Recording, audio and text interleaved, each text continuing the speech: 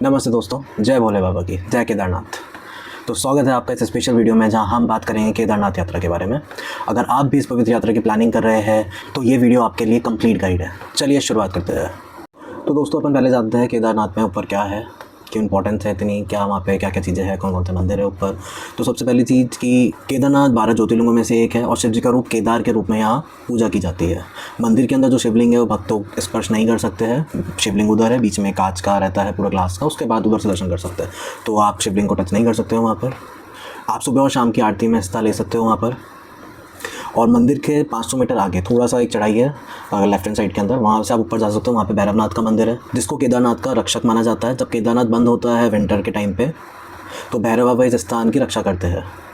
यहाँ से पूरा केदारनाथ और मध्यकर्णी वैली का पूरा पैनोरामिक व्यू दिखता है जो सुपर पीसफुल होता है और एक डिवाइन वाइब्स होती है। तो वो मस्ट है कि आप दर्शन करके ऊपर जाए, भैरव बाबा के दर्शन करें, उसके बाद वहाँ पे बैठे और पीसफुली मेडिटेशन कर सकते हो, आप एंजॉय कर सकते हो। व्यू भी बहुत प्यारा आता है। मंदिर जो है केदारनाथ उसके पीछे की साइड में अगर आप जाओगे तो वहाँ पे आदि शंकराचार्य समाधि स्थल है जो मंदिर के जस्ट पीछे ही है।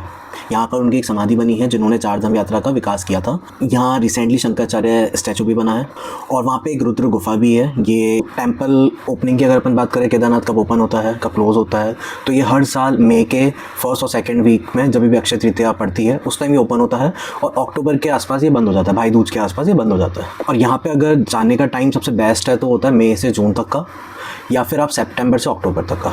ये टाइम सबसे बेस्ट टाइम होता है। जुलाई और अगस्त के अंदर रेनी सीज़न होता है और बहुत ज़्यादा चांसेस होते हैं कि वहाँ पे लैंडस्लाइडिंग हो जाए, रास्ते में कुछ हो जाए।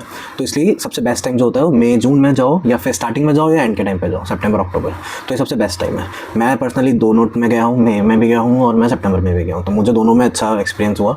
तो इसलिए दो टाइम बहुत अच्छे टाइम है। तो बात करते कि अपन को केदारनाथ जाने के लिए कहाँ आना पड़ता है। सबसे पहले तो आप जहाँ कहीं पर भी हो, जिस भी स्टेट या सिटी में हो, आपको आना पड़ता है सोनप्रयाग। अब सोनप्रयाग कैसे आएंगे वो अपन देखते हैं। तो सोनप्रयाग आप बाय ट्रेन भी आ सकते हो और बाय एरोप्लेन भी आ सकते हो। बाय ट्रेन अगर आते हो तो जो नियरेस्ट स्टेशन होता है वो होता है ऋषिकेश या हरिद्वार। तो आपको हरिद्वार से बस लेनी है। बस सुबह 5 बजे से 9 बजे के बीच में चलती है, ज़्यादा बसेस होती नहीं है, तो ये मॉर्निंग आवर्स में चलती है। तो ये जो ऑपरेटर्स है एक देवभूमि ट्रैवल्स है और तेहरी गढ़वाल मोटर्स ओनर्स है, यातायात कॉर्पोरेशन है, इनकी बसेस आपको मिल जाएगी। आप ऑनलाइन टिकट भी ले सकते हैं और वहाँ जाकर भी ले सकते हैं हरिद्वार में। ये आपको जो रेलवे स्टेशन है हरिद्वार उसके पास में मिल जाता है, तो वहाँ से आप ये टिकट भी ले सकते हैं। उनके शॉप्स है, काउंटर है, वहाँ से ले सकते हैं या ऑनलाइन बुक करा सकते हैं। या तो आप प्राइवेट टैक्सी से जा सकते हैं, तो आप प्राइवेट टैक्सी से भी जा सकते हो। 8 से 10 घंटे में आपको बस पहुंचा देती है, तो आप सुबह बैठोगे तो शाम तक ही पहुंचोगे सोनप्रयाग। दूसरा ऑप्शन होता है आप एरोप्लेन से आना चाहते हैं तो जो नियरेस्ट एयरपोर्ट है वो है देहरादून। तो आप देहरादून तक एयरपोर्ट से आ सकते हो, उसके बाद आपको सेम प्रोसेस दोबारा करना पड़ेगा, प्राइवेट टैक्सी या बस के थ्रू सोनप्रयाग तक आ सकते हैं। अब सोनप्रयाग के अंदर रुकने के ऑप्शन होते हैं। आप वहाँ पर धर्मशाला भी ले सकते हैं, होटल भी ले सकते हैं, और जो वहाँ पे JMVN के कॉटेजेस हो सकते हैं वो भी आप ले सकते हैं। तो आपको सोनप्रयाग के अंदर लेना है, या आपको आराम से 800 से 2000 3000 तक आपको यहाँ पे आराम से स्टे मिल जाता है, जहाँ पर आप स्टे कर सकते हो आराम से। तो अब अपने को नेक्स्ट जाना होता है सोनप्रयाग से गौरीकुंड। सोनप्रयाग से गौरीकुंड का लगभग डिस्टेंस होता है 5 किलोमीटर। यहाँ कोई प्राइवेट व्हीकल नहीं जाता। यहाँ पे आपको बाय वॉक जाना है तो बाय वॉक जा सकते हो, या फिर आपको शेयरिंग जीप लेनी पड़ेगी। शेयरिंग जीप के आपके लगता है 50 रुपीज़ पर पर्सन। तो ये आपको सोनप्रयाग से गौरीकुंड तक ले जाता है। गौरीकुंड एक तरीके से बेस कैंप है। अभी जैसे कि आप स्क्रीन पर मैप पर देख रहे हो, तो ये जो मैप है यहाँ पर आप गौरीकुंड जो बेस है यहाँ पहुँच गए हो अभी तक। तो अब दोस्तों गौरीकुंड से आपके पास 2-3 ऑप्शंस होते हैं कि आप ट्रैक कैसे करना चाहते हो। ट्रैक ये ऑलमोस्ट 16 किलोमीटर है ऑन रिकॉर्ड्स, बट पर्सनली मुझे 20 अबव ही लगा था जब मैंने ट्रैक किया था। तो ये इतना डिस्टेंस है। तो आप अगर घोड़े से जाना चाहते हो तो आप घोड़े से जाओ, अगर आप पैदल जाना चाहते हो तो आप पैदल जाओ, अगर आप फिट हो तो आप पैदल जाओ, अदरवाइज़ आप घोड़ा या फिर वहाँ पे पालकी होती है। और वहाँ पे एक वो होती है टी गार्डन के अंदर, आपने देखा होगा बैग होता है, फिर वो लगाते हैं, तो वहाँ पे वो लोग भी रहते हैं जो आपको अपनी पीठ पे बिठा के लेके जाते हैं, जैसे कि आपने केदारनाथ मूवी के अंदर देखा था।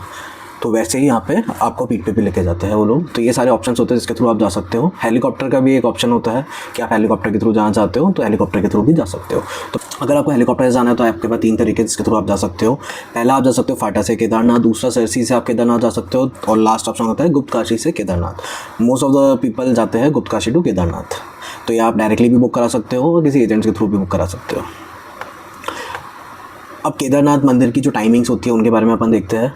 तो जो केदारनाथ की टाइमिंग है, मंदिर ओपन होता है डेली, वो वहाँ के महाअभिषेक 4 बजे से होता है और शाम को 7 बजे शयन आरती के साथ बंद होते हैं। और जो दर्शन है लोगों के लिए वो सुबह 6 से 3 बजे तक होते हैं, और 3 के बाद में वहाँ 1 आवर का ब्रेक होता है, उसके बाद वापस से कंटिन्यू होते हैं दर्शन। अब आपको केदारनाथ में अगर स्टे करना है तो आप वो भी वहाँ कर सकते हैं। वहाँ मल्टीपल ऑप्शंस होते हैं, वहाँ धर्मशाला है, आप पहले प्री बुक करके जाए।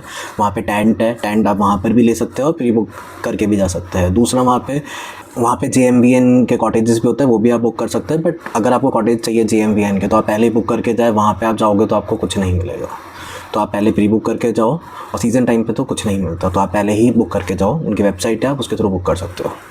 पर आपको वहाँ पे एक रात ज़रूर स्टे करना चाहिए। मैं वहाँ पे 2 दिन रुका था, तो मुझे पर्सनली बहुत अच्छा लगा था। वहाँ के व्यू, वहाँ की वाइब्स, वहाँ पे रात का इन्वायरमेंट, मॉर्निंग में जब उठते हो तो बहुत अच्छा है, बहुत अमेजिंग है, लाइफ टाइम एक्सपीरियंस होता है। तो मेरे हिसाब से तो आपको एक दिन वहाँ स्टे करना चाहिए, वहाँ की वाइब्स को फील करना चाहिए, सुबह फिर दर्शन करने चाहिए और फिर आपको वापस से नीचे की तरफ उतरना चाहिए।